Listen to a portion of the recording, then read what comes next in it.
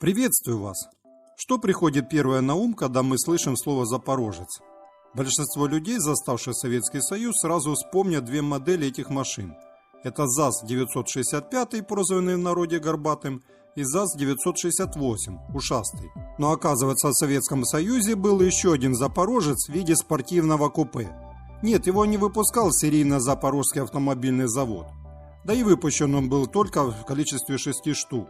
Но этот автомобиль мог стать таким же популярным, как и другие зарубежные спортивные автомобили этого времени.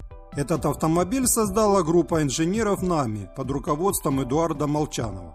Именно он загорелся идеей создать свой советский малолитражный спорткар. Он прекрасно знал, что в ту пору в Европе на базе малолитражек активно штамповались бюджетные спорткары. Взять для примеров Volkswagen Karmann Ghia или BMW 700 Sport и Renault Caravelle. Всех объединяло одно – использование узлов и агрегатов серийных автомобилей. И Эдуард Молчанов вместе с коллегами также взяли за базу будущего спортивного автомобиля народный автомобиль ЗАЗ-965. Строить решили автомобиль на московском заводе «Автомобильную Кузову», где как раз было все оборудование для постройки будущего автомобиля.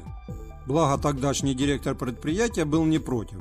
Как и раньше говорилось, все узлы и агрегаты были взяты из серийного автомобиля, а вот кузов пришлось изготовить заново. В качестве материала выбрали стеклопластик, так как с помощью его можно было придать машине любое очертание. Кузовные панели стеклопластика крепились к лонжеронной раме из стальных труб. Благодаря этому автомобиль получился легким. Масса составляла чуть более 100 килограммов. Также было уделено большое внимание безопасности. Пассажирский салон был окружен мощными трубчатыми дугами. Сердцем служил V-образный четырехцилиндровый двигатель МЭМС-965 мощностью 27 лошадиных сил, который был установлен сзади, что вполне хватало, чтобы разогнать автомобиль свыше 100 км в час.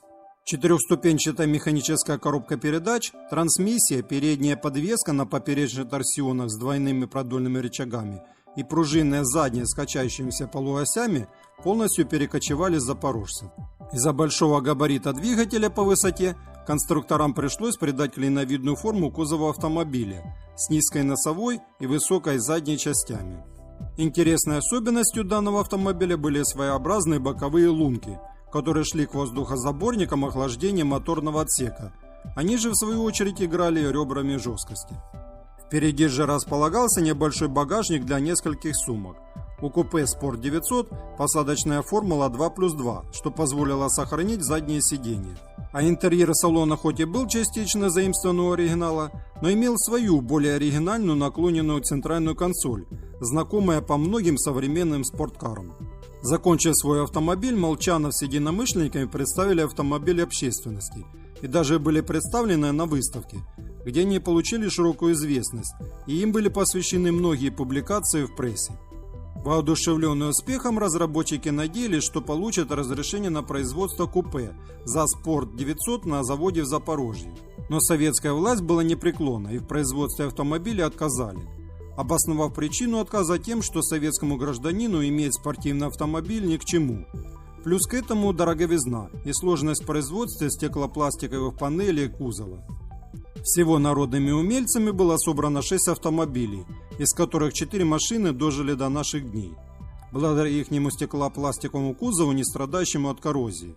Но все они также требуют серьезной реставрации, и их восстановление лишь вопрос времени. Если мой ролик вам понравился и был полезен, не забываем ставить лайк. Приветствуются ваши комментарии под этим видео. Желаю вам всего хорошего. Пока.